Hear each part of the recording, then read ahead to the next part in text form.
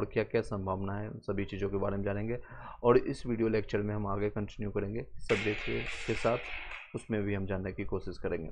चलिए एक एक क्वेश्चन हम आपके समकक्ष रखने की कोशिश करते हैं। कल आपका बीपीएससी टीआरई 3 का है, 8 बजे से ये जारी होने की संभावना है और हम जानते हैं और हम सारे न्यूज़ को जानते हैं। बीपीएससी टीआरई 3 का जो है आपका आंसर की आज नहीं जारी हुआ था, यानी कि आज आपका 28 को। कल आपका एक 1 to 5 का जो है सिर्फ 1 to 5 का अपलोड होगा, 8 बजे से ये देख सकेंगे 1 to 5 का सिर्फ पीआरटी वालों के लिए।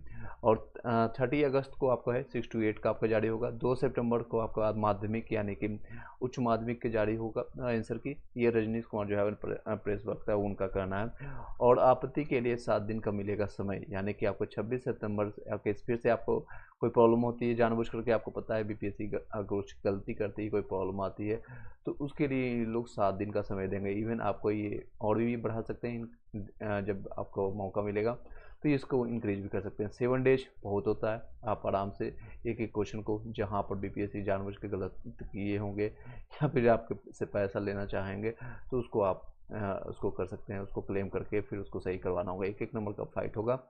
तो आगे बढ़ते हैं। बीपीएस पहले जो है 1 to 5 का आएगा, फिर 6 to 8 का, फिर 9 से 10th का, फिर 11 से 12th का आएगा रिजल्ट। हालांकि इसका उल्टा करना चाहिए मेरे अगर देखेंगे तो, अगर मेरा जो मानना है, क्योंकि 9 से 11 से 12th वाला का रिजल्ट अगर पहले आता है और डीवी इनका पहले हो जाता है तो ओबियसली 9 से 10th वाला को ज़्यादा मौका मिलेगा और वो जो लोग यहाँ सेलेक्ट हो जाएंगे उन लोग की यहाँ पर ज़्यादा फायदा होगा। लेकिन ये जानबूझ के करेंगे, पीआरटी का 1 to 5 वाले को देंगे ताकि अगर इन ये डीवी हो जाएगा तो 6 to 8 की वैकेंसी रह जाएगी, उनकी वैकेंसी नेक्स्ट ईयर निकालेंगे यानी टीआरई 4 में निकालेंगे, फिर 9 से 10th की भी निकालेंगे, ताकि अगर यहाँ पर जो बीएड वाले होंगे अगर इससे यहाँ सिलेक्शन हो जाए या यहाँ हो जाए तो इन लोग की वैकेंसी खा जाए। 1 सीट पर 1 रिजल्ट आने की अब कम संभावना है, जो कि काफ़ी लोग डिमांड करें। डीवी रिजल्ट आने से पहले आपका डीवी होना चाहिए, 1 सीट पर 1 रिजल्ट हो। 100% जितने भी रिजल्ट है, जिस तरह से आपका टीआरई 1 और टीआरई 2 में नहीं दिया गया था उसकी मांग कर रहे हैं। ये स्टूडेंट की डिमांड है, हमारी नहीं, पर्सनल आप सभी की डिमांड है। इसमें हजारों लोगों को फ़ायदा होगा। चलिए और महत्वपूर्ण बिंदुओं पर बातें करते हैं। आपका टीआरई 1 और टीआरई 2 से ज़्यादा टीआरई 3 में नहीं जाएगा कट ऑफ, जो आपको बताया जा रहा है। ऐसी संभावना है जिस तरह से आपका जिस संभावता जो आपको बताया गया, यानी प्रोबेबिलिटी ये है कि आपको जिस तरह से आपका टीआरई 1 और टीआरई 2 की रही थी कट ऑफ, वही रहने वाली और समकक्ष रहने वाली, क्योंकि उसमें संख्या है कि जो भी है उसमें ज़्यादा ऐड ऑन नहीं हुई है और बहुत कम अभ्यर्थी जो है उसमें मतलब कर सकते एक्टिवली पार्टिसिपेट कर सकते हैं। जिस तरह से होड़ लग चुकी थी टीआरई 1 और टीआरई 2 में 1,70,000 वैकेंसी, बट वो अब वो चेंज हो चुका है, प्रोस्पेक्टस जिसको कर सकते हैं। अदर स्टेट वाले अब उतना रुझान नहीं रखते हैं इन सारी चीज़ों में। लोग फॉर्म भर करके एग्जामिनेशन नहीं देने आए हैं टीआरई 3 में, खासकर जब पेपर लीक की समस्या देखी गई है, इंटरनल धांधली देखी गई है, ये सारे रीजन्स के कारण है। लड़कों की संख्या डे बाई डे, चाहे आपके बिहार के हों, बिहार में कई लोग तो सिलेक्ट हो चुके हैं जो ऑलरेडी चयनित हो चुके हैं। 2 लाख, हालांकि एज पर द गवर्नमेंट्स बता रहे हैं कि 2 लाख से ज़्यादा मैंने वैकेंसी दिया है, उसको सेलेक्ट भी करा चुके हैं। अब जो लोग ऑलरेडी सेलेक्ट हो चुके हैं तो वो बार बार क्यों देंगे? हाँ, वो अगर जोन चेंज करना चाहते हो यानी डिस्ट्रिक्ट चेंज करना चाहते होंगे, कोई भागलपुर का है और उसका घर है गया में, तो ओबियसली ये लोग ट्राई करेंगे। उसकी संख्या बहुत कम है, बहुत कम है। एनी हो, चलिए मुख्य बिंदुओं पर बात करते हैं और मुख्य बिंदुओं पर बात करते हैं। जो आपका टीआरई 4 के लिए जो लोग अभी इंतजार कर रहे हैं, टीआरई 4 को लेकर के आयोग तैयार है। अक्टूबर के अंतिम वीक में आपको यानी लास्ट वीक में आपको, और 20 नवंबर से पहले, ये डेट भी देख सकते हैं, यानी अक्टूबर का लास्ट वीक और 20 नवंबर से पहले आपको विभाग से रिक्तियाँ आने की जारी होगा सूचना। कुछ देर बाद आपके देखिएगा पूरा इंटरव्यू, ये आपका न्यूज 18 का प्रकाशन से ये रजनीश कुमार का ये सारा वक्तव्य है। चलिए आई होप कि क्लियर हो पाया होगा। आईसीसी के देख सकते हैं निर्विरोध ही ये विजय हो चुके हैं फिर से आपके जैसा जैसा फिर से निर्विरोध आपके आईसीसी के चेयरमैन बन चुके हैं। कोई क्वेश्चन रहता है तो आप अपना डाउट पूछ सकते हैं, कोई डाउट फिर इसी वीडियो के साथ एज यूजुअल हम, अगर आपका कट ऑफ से रिलेटेड कोई डाउट है, डीवी से रिलेटेड कोई डाउट है, या फिर आपको कोई भी क्वेश्चन से 1 to 5, 6 to 8, 9 से 10th, 11 से 12th के लिए, तो आप अपना क्वेरी यहाँ पर पूछ सकते हैं, आप अपना जवाब प्राप्त कर सकते हैं। और उसके बाद हम कंटिन्यू करेंगे। कल तक आपको मैंने सारा एडिटेरिया का आपका हिस्ट्री, पॉलिटी, ज्योग्राफी मैंने कंप्लीट करा दिया है, और उसको आप बार बार रिवाइज कीजिए। Revision is the key of success, चाहे आप पीआरटी के लिए जाए या फिर 6 to 8 के लिए आप प्रिपरेशन कर रहे हो, 9 से 10th का प्रिपरेशन कर रहे हैं, किसी सब्जेक्ट का किसी भी आप प्रिपरेशन कर रहे हो, इवन बिहार एसएससी या फिर रेलवे जेई लोग जो डिप्लोमा या इंजीनियरिंग करके रुके हैं उनके लिए भी अपडेट है। आपका कल तक यानी कि आपका 29 अगस्त तक आपका लास्ट डेट है फॉर्म भरने का। तो जो लोग अभी फॉर्म अप्लाई नहीं किए हैं तब कर दीजिएगा। जो लोगों का ग्रेजुएशन है आने वाले समय में एनटीपीसी आरआरबी एनटीपीसी की वैकेंसी भी देखने को मिलेगी। जिनकी मैथ रीजनिंग और यहाँ के जीके जीएस पर पकड़ है वो लोग भी अप्लाई कर सकते हैं। चलिए इसी के साथ हम कंटिन्यू करते हैं नेक्स्ट महत्वपूर्ण टॉपिक पर। एज यूजुअल हम आपको बताए थे कि आज हम घटना चक्र का हम किसी आपका सब्जेक्ट स्टार्ट करेंगे, उसी को हम स्टार्ट करने जा रहे हैं। चलिए, कोई सजेशन रहता है, कोई डाउट रहता है, कोई क्वेश्चन रहता है। एक चीज़ और महत्वपूर्ण चीज़ आपको बताना चाहूँगा आप लोगों के लिए, ये आपको बताना चाहूँगा, टेलीग्राम ग्रुप पे कई लोग इसमें बता रहे हैं कि क्या भविष्य में इसकी कंटिन्यूटी होगी नहीं होगी, ये सारे रीजन्स के कारण मैं आपको बताना चाहूँगा। तो व्हाट्सएप ग्रुप का मैंने आपको लिंक आज ही की डेट में आपको क्रिएट करके, जिसमें हम किसी का नंबर नहीं दे सकते, आप मेरा नंबर नहीं दे सकते, हम आपका नंबर नहीं दे सकते, इसमें मेल फीमेल की भी आपका सिक्योरिटी रहेगा। तो आप लोग वो फॉलो कर लीजिएगा। जब भी अपडेट होगा या फिर पीडीएफ नोट शेयर किया जाएगा तो आपको वहाँ पर प्राप्त हो जाएगा, जिसके आप यहाँ पर टेलीग्राम में जाकर के आप सारी चीज़ें प्राप्त कर सकते हैं। चलिए कुछ और महत्वपूर्ण चीज़ों पर बात कर लें। बीपीएससी से रिलेटेड जितने भी क्वेश्चन है प्लेलिस्ट बना दिया गया है, उसको जाकर के आप देखिए। और बैकअप चैनल आपका शंकर चैनल है, उसको भी सब्सक्राइब कर दीजिएगा। कुछ क्वेश्चन आ रहे हैं उसका मैं जवाब दे देता हूँ, फिर कंटिन्यू करते हैं। आलोक पारस, BC2 में SST में आपका 9 से 10th में आपका 76 में हो जाएगा, 76 में आपको हो जाएगा। आपको कट ऑफ जो भी 9 से 10th वाले हैं इवन सभी लोग का एक बार हम क्लियर कर दें। ये देख सकते हैं PRT का लास्ट टाइम, अभी मैंने आपको बताया लास्ट टाइम ये रहा था TRE1 में और TRE2 में, क्योंकि इसमें सीटों की संख्या कम थी, और इस बार ये रहने वाली, इससे ज़्यादा नहीं जाएगी। आगे बढ़ते हैं 9 से, अगर 6 to 8 की अगर SST की बात करें तो इस तरह से आपका UR के लिए रहने वाला है, EWS का, EBC BC SC ST का ये रहने वाला है, इधर मेल और इधर फीमेल का देख सकते हैं। ये आपका मैथ और साइंस का है, और ऑलमोस्ट यही रहने वाला है, मैथ और साइंस संस्कृत उर्दू आप देख सकते हैं। और फिर आपका 9 से 10th के लिए जो अभी पूछ रहे थे लोग का आपका जवाब यहाँ पर मिल जाएगा। वीडियो को एक बार शेयर कर दीजिएगा जितने लोग अभी कनेक्टेड है, या लाइक कर दीजिएगा एटलीस्ट। ये देख सकते हैं आपको SST के लिए आपका ये रहने वाला है, SST के लिए आपका BC2 EBC में आपका देख सकते हैं ये रहने वाला है, 75 से लेकर के 80 के बीच में रहेगा। और ये अगर BC है तो आपका 80 से 85 के बीच में रहेगा। फीमेल का यहाँ देख सकते हैं UR का 91 से 95 के बीच में रहेगा, हालांकि ये नंबर कम होगा। UR वाले को बेनिफिट होगा क्योंकि 40% पर ही रिजल्ट बनकर तैयार होगी, 40% पर ही रिजल्ट बनकर तैयार होगी। चलिए, कोई क्वेश्चन और रहता है तो आप पूछ सकते हैं। चलिए, और ये आपका 11 से 12th वाले जितने भी लोग हैं, इंग्लिश मैथ्स और आपका यहाँ पर है हिस्ट्री का, और ये कंप्यूटर के लिए। चलिए आगे कंटिन्यू करते हैं।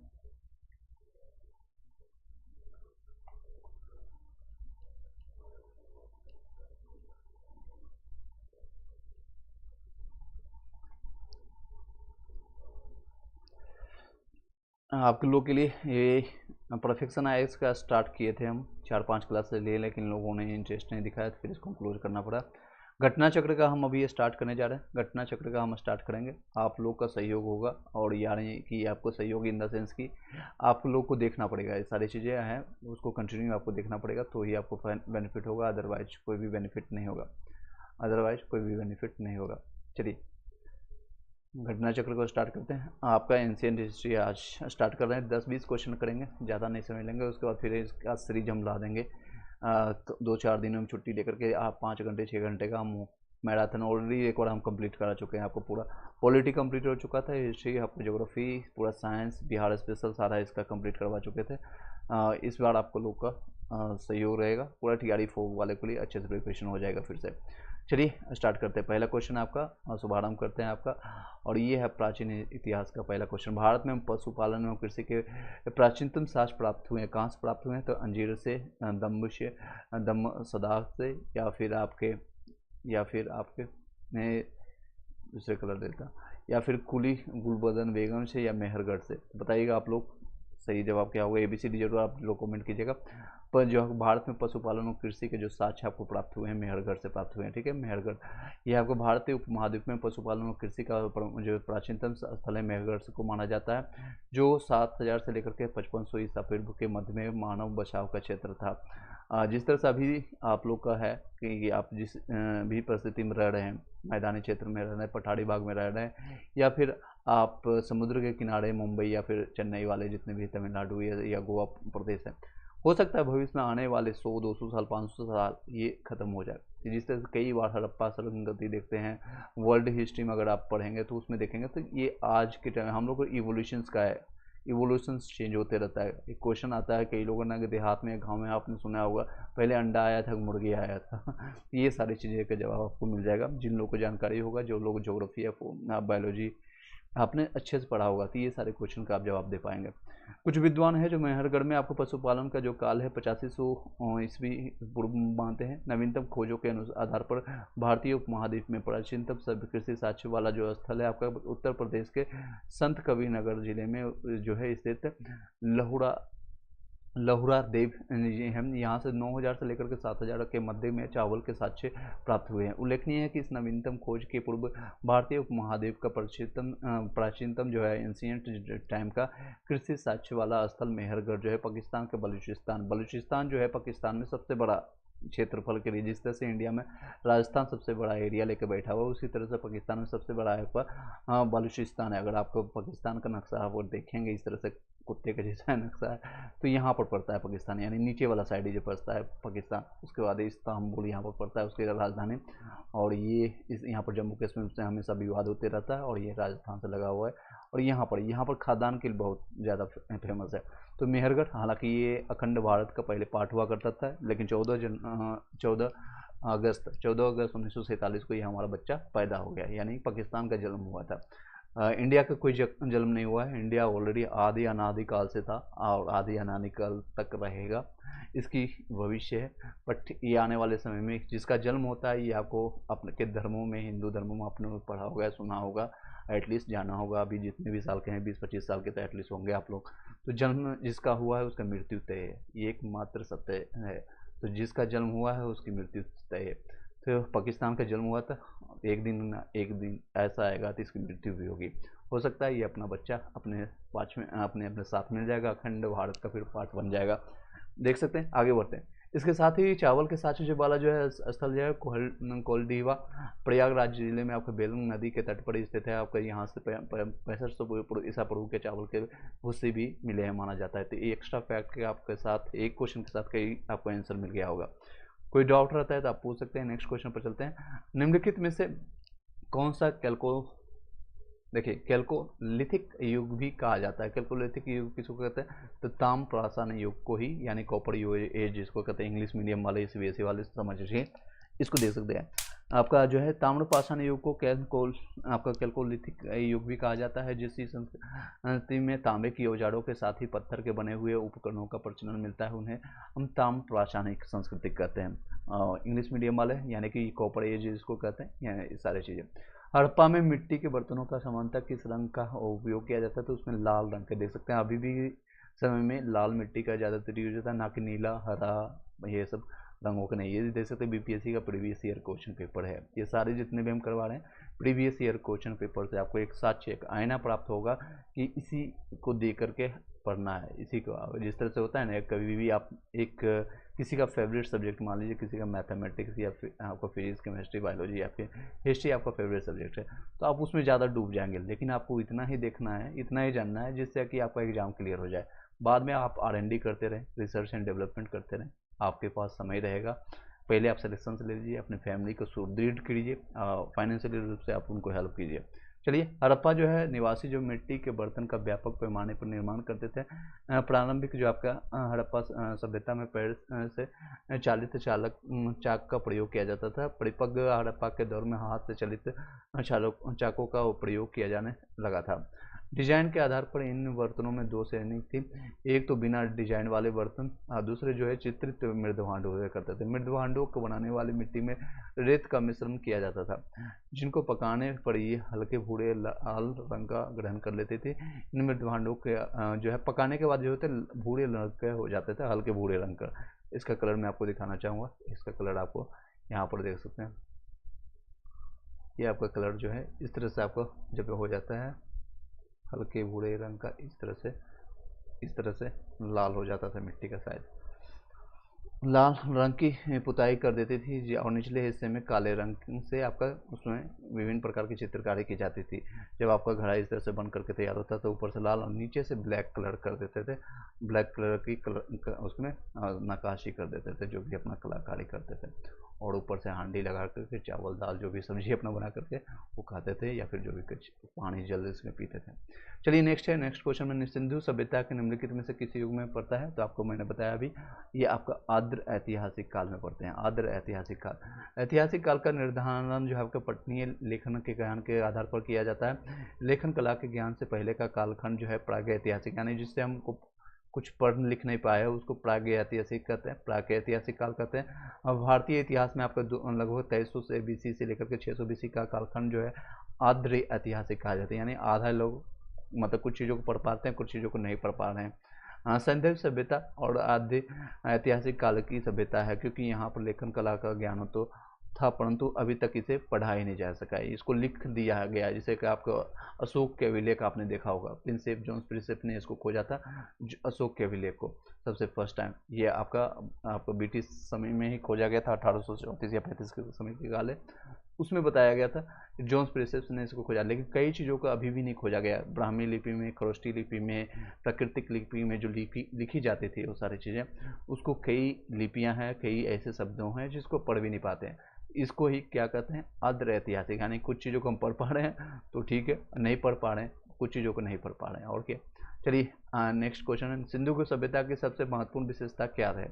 तो इसमें सबसे क्या है? पकी हुई ईंट से बनी इमारत है ये, ठीक है।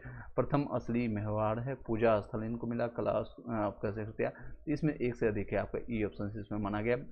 इसमें देख सकते हैं बीपीएससी 63 का ये क्वेश्चन है, और इसमें आपका 5 ऑप्शंस मिलते थे। अभी बीपीएससी टीआरई में भी मिलता है, और 70th के लिए जाएंगे तो उसमें 4 ऑप्शंस मिलता है, उसमें 1/3 निगेटिव आपको नेगेटिव मार्किंग के लिए जानी जाती है। सिंधु सभ्यता की प्रमुख विशेषता नगर नियोजन का माना जाता है। यहाँ नगर और कस्बे का जो है एक निश्चित योजना के अनुसार बसाए जाते थे। पक्की ईंट से बनी इमारतों में मोहनजोदड़ो का विशाल स्नानघर और नागर प्रमुख है। इनकी सतह पक्की ईंटों की है, जिसमें मोटराइड द्वारा जोड़ा गया है।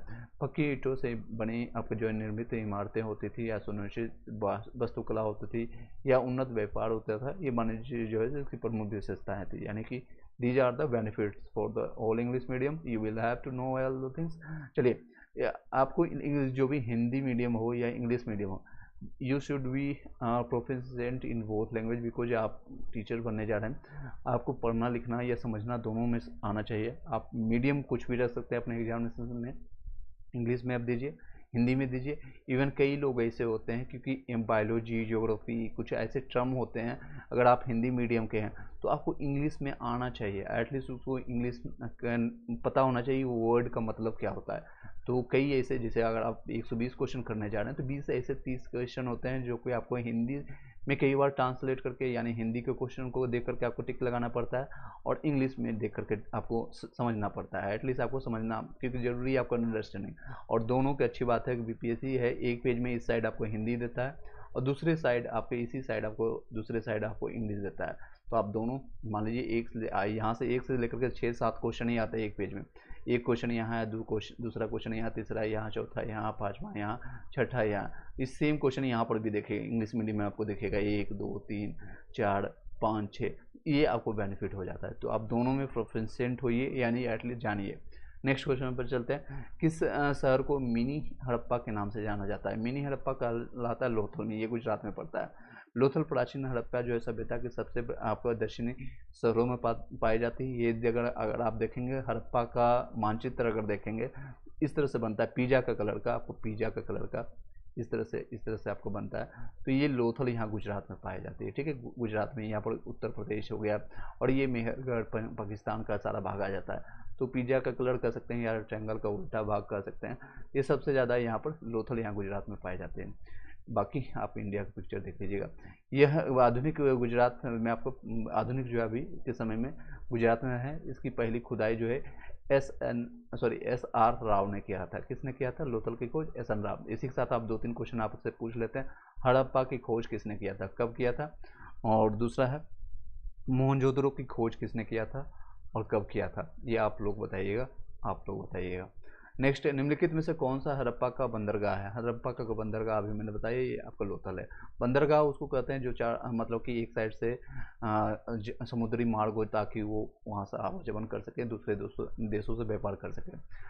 हड़प्पा नगरी जो है आपका लोथल गुजरात अहमदाबाद जिले में आपको भोगवा नदी पर, कहाँ पर है? तो भोगवा नदी, याद रखिएगा, लोथल भोगवा नदी के किनारे स्थित है। यह एक हड़प्पाकालीन बंदरगाह है जहाँ से गोदीवाड़ा के साक्ष्य प्राप्त हुए थे। कहाँ? गोदीवाड़ा का।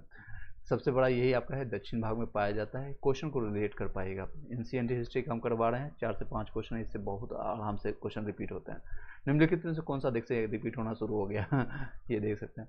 निम्नलिखित में से कौन सा हड़प्पाकालीन जो है गुजरात में, सेम क्वेश्चन को अलग ढंग से पूछा गया, बस लोथल। प्रथम मानव जीवाश्म भारत के किस नदी घाटी से प्राप्त हुआ है? तो मानव आपके है नर्मदा घाटी से प्राप्त हुआ है। प्रथम मानव जीवाश्म, जीवाश्म किसको कहते हैं? आप लोग कमेंट बॉक्स बताइए, मैं बता देता हूँ। जीवाश्म उसको कहते हैं यानी कि आप ही का साक्ष्य, अगर आप आज मरे हैं 200 साल 300 साल के बाद आपकी जो हड्डियाँ हैं गल करके फिर इस तरह से जो आपका खाद्य सामग्री बनाते हैं, उसी को कहते हैं जीवाश्म।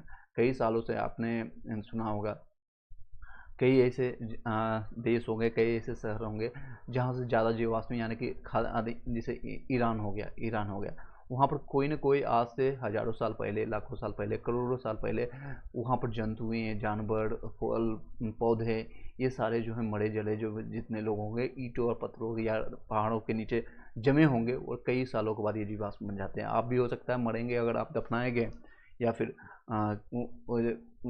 कुछ भी हुआ तो उसके आपके शरीर ये सारे चीज़ें ट्रांसफ़र हो जाते हैं। तो सबसे पहले प्रथम आपको मानव जीवाश्म जो है भारत की किस नदी में मिला है? तो आपको नर्मदा घाटी में मिला है। भारत में भारत में मानव का सर्वप्रथम साक्ष्य जो है नर्मदा घाटी में अवस्थित मिला है, जो कि हथनौड़ा में पड़ता है, जो कि आपका सीहोर मध्य प्रदेश में है। आपका नामक पुरास्तर से प्राप्त हुआ है। इसकी जो खोज है जो थे जो अरुण सोनकिया ने किया था। अरुण सोनकिया से ने किया था। वर्ष कब से? 1982 में किया था।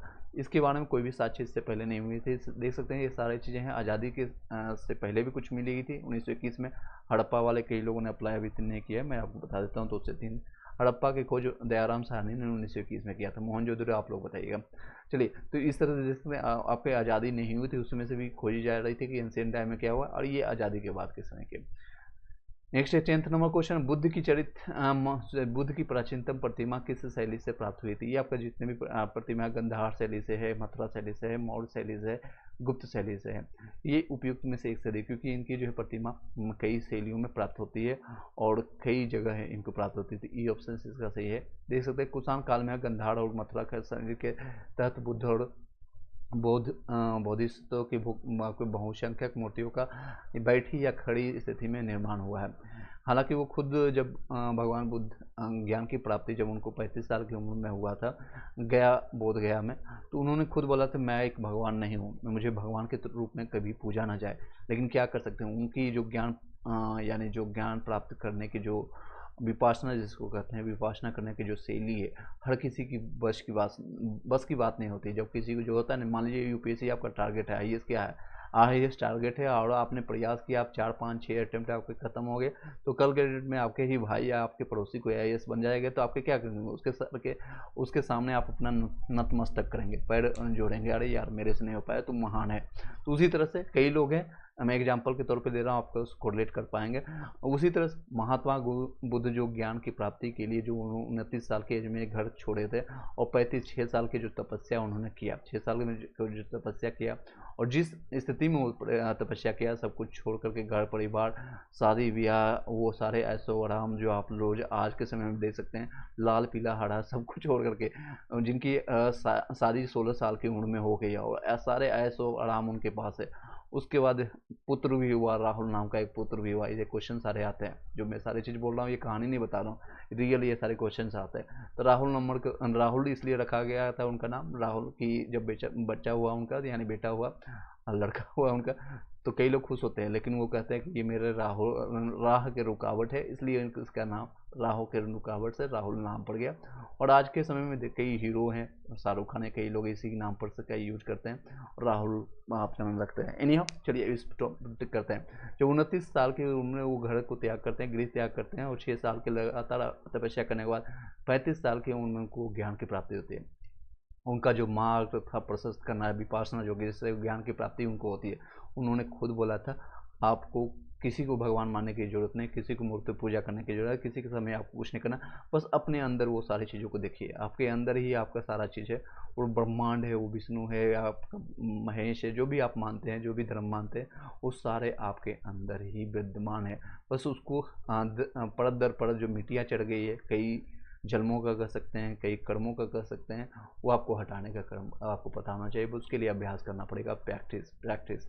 You will have to see each and everything in your body, whatever happens, और टिल नाउ अभी तक आपके साथ क्या हुआ, क्या नहीं घटा, कितने जन्में हो चुके हैं, कौन माता पिता, आपके पास कोई योग्यता नहीं है, आपकी योग्यता इन द सेंस कि आपके पास कोई भी ये नहीं अधिकार था कि आप किस माता पिता के गर्भ से निकलेंगे, यानी कि ओवम या फिर आपका स्पर्म की से होंगे। बायोलॉजिकल अगर फैक्टर देखें, बायोलॉजिकल टर्म में अगर हम जाने तो आपकी कोई भी इसमें योग्यता नहीं है, 1% भी आपकी कोई भी इच्छा नहीं है। कोई हिंदू मुस्लिम सिख ईसाई यहाँ करता है, कल के डेट में आप कोई मान लीजिए आपको कोई राहुल ही एग्जाम्पल दे दीजिए, अभी राहुल का राहुल आज हिंदू के धर्म में आया तो हिंदू उसका राहुल पड़ गया, और यही मुस्लिम धर्म में आया तो इसका रहीम राम रखाएगा, और यही राहुल जो है इसका ओबड़ी और इसे सारी चीज़ें स्पर्म से मिल करके वो सिख के नाम में तो उसका कुछ और नाम रखाएगा, वही कोई जैन में जैनिज्म में कोई और नाम रखाया जाएगा, उसके कुछ और है। मान लीजिए यही राहुल एक और बच्चा पैदा करता है जिसका नाम डी है, ABCD कुछ में रख लीजिए ये अगर आप सक्षम नहीं है पालने में, ये उठा करके ए दे दिया इसको पालने के लिए, तो सिख सरदार बन जाएगा, या फिर इसमें डाल देगा तो मुस्लिम डालेगा। इसमें कहीं भी किसी की भी योग्यता नहीं है। मैं ये समझाना चाहता हूँ, मैं ये बोलना चाहता हूँ, you will have to acquire all the things जो कि आप में कमियाँ हैं, जो भी चीज़ें आप प्रैक्टिस से प्राप्त कर सकते हैं। अगर आपको मैथ्स नहीं आते, रीजनिंग नहीं आती, हिस्ट्री नहीं आता है, आप उसी चीज़ों को 50 बार पढ़िए, एक ही बुक को 50 बार पढ़िए, 100 बार पढ़िए, आप एक्वायर कर लेंगे। कोई भी डरने की जरूरत नहीं, किसी भी चीज़ से भागने की जरूरत नहीं, बस आप प्रैक्टिस कीजिए। यही गौतम बुद्ध भी कह के गए, बट लोगों से अब वो हो नहीं पाया तो उनको भगवान बना दिया गया। चलिए अब टॉपिक पर चलते हैं। काफ़ी अलग चीज़ों को मैंने टच किया, लेकिन आपको कोई हेल्पफुल होगा। आई होप कि कुछ ना कुछ आपको भविष्य में आपको इससे चीज़ें हेल्प होगा। यस नो में भी ज़रूर बताइएगा जो लोग अभी कनेक्टेड हैं, ताकि पता चले हाँ कुछ लोगों से मैं बात कर पा रहा हूँ, कुछ लोगों को समझाने की कोशिश कर रहा हूँ। आप लोग बताइएगा जितने लोग अभी हैं, यस नो में भी कुछ आपको हेल्प होगा, यस हाँ या ना। चलिए कुषाण में आपको गंधार में आपको मथुरा सैलिन में भी देखने को मिला था। बुद्ध आपको बौद्धित्व आपको बहुसंख्यक मूर्ति का आपका बैठी और खड़ी में मिलता है। BS अग्रवाल के अनुसार जो है आपका BS अग्रवाल के आपको मतानुसार सर्वप्रथम मथुरा में आपके ही बुद्ध की मूर्ति का निर्माण किया गया था। सबसे पहले कहाँ, तो मथुरा में, यूपी के मथुरा में हुआ था, और जहाँ इसके लिए पर्याप्त आधार थे। हेंगसांग के विवरण के अनुसार जो है बुद्ध की प्रथम आपका प्रतिमा जो है कौशाम्बी में बनी थी, परंतु अनेक विद्वान महात्मा बुद्ध की प्रथम प्रतिमा के रूप निर्माण का श्रेय गंधार कला को देते हैं। तो ये सारी चीज़ें हैं। नेक्स्ट है, अतः निश्चित तौर पर यह नहीं कहा जा सकता है कि बुद्ध की प्रथम प्रतिमा किस शैली में थी, ये कोई निश्चितता नहीं थी, तो आपके ई ऑप्शन माना गया, नन ऑफ दीज। चलिए नेक्स्ट क्वेश्चन में, या फिर एक से अधिक भी कर सकते हैं। नेक्स्ट क्वेश्चन पर चलते हैं आप लोग के लिए। भारत में पहले साम्राज्य का भारत में अगर देखें तो साम्राज्य का स्थापन किस शासक के द्वारा की गई थी। सबसे पहले आपका चंद्रगुप्त मौर्य के लिए, पहले साम्राज्य के लिए चंद्रगुप्त मौर्य की गणना जो है भारत के महान शासकों में होती है, और ये देख सकते हैं बीपीएससी में पूछा गया था। ये नेक्स्ट है, यह भारत का प्रथम ऐतिहासिक सम्राट है। वह पहला शासक सम्राट था जिसने बृहद भारत पर अपना शासन स्थापन किया है। यानी कि इससे पहले जो भी थी शासन हुआ करता था, जिससे कि आपका धनानंद है या फिर जो भी है, तो छोटी छोटी एक एक कस्बे में, कोई यूपी में कर रहा है, कोई एमपी में कर रहा है, कोई आपका राजस्थान में कर रहा है, इस तरह से बटे हुए थे। लेकिन पूरे अखंड भारत का जो है सबसे बड़ा एक बिहारी, सब प्रभारी कह सकते हैं, चंद्रगुप्त मौर्य ने पूरे अखंड भारत को पूरा शासन करने का ये इन्हीं को जाता है, सम्राट जिसको कहते हैं। तो पहले साम्राज्य को जिसको कहते हैं, भारत में पहले साम्राज्य की स्थापना किस शासक के द्वारा किया है? चंद्रगुप्त मौर्य। चंद्रगुप्त मौर्य इसी का वंशज है आपका। ये सारी चीज़ें नेक्स्ट चलते हैं। ये वह है भारत का पहले प्रथम ऐतिहासिक सम्राट था। किसने इसको बनाया था चंद्रगुप्त को? तो चाणक्य ने इनको बनाया था। नेक्स्ट पर चलते हैं। वह पहला सम्राट था जिसने बृहद भारत पर अपना शासन स्थापित किया, जिसका विस्तार ब्रिटिश भारत साम्राज्य से बड़ा था। समझ सकते हैं, ब्रिटिश भारत से भी बड़ा था। उसके साम्राज्य की सीमा जो है ईरान से मिलती थी। ईरान से लेकर के अभी कटक से लेकर के आपका कटक से लेकर के आपका कहा जा भी जाता है अफगानिस्तान तक, ईरान तक, ये सारी चीज़ें हुआ करती है, जिससे उसने भारत को सर्वप्रथम राजनीतिक रूप से एकबद्ध किया था।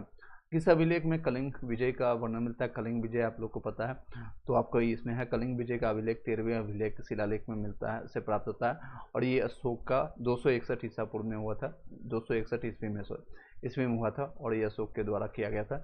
और इसके बाद इनका हृदय परिवर्तित हो गया था। हृदय परिवर्तित हो गया था। लाखों करोड़ों लोगों की यहाँ पर जनसंख्या में लोगों की हत्या की गई थी, और हृदय परिवर्तन होने के बाद ये बौद्ध धर्म कर लिया था, और अपने पुत्र को और पुत्री को संघमित्रा और अशोक को भेजा था श्रीलंका की इसका प्रचार प्रसार करें। हाथी गुफा जो अभिलेख है छेदी, आपका छेदी राजा खाड़वेल की आत्मकथा के आपका स्तुति है। यह गुफा भुवनेश्वर के पास उदयगिरी में पहाड़ी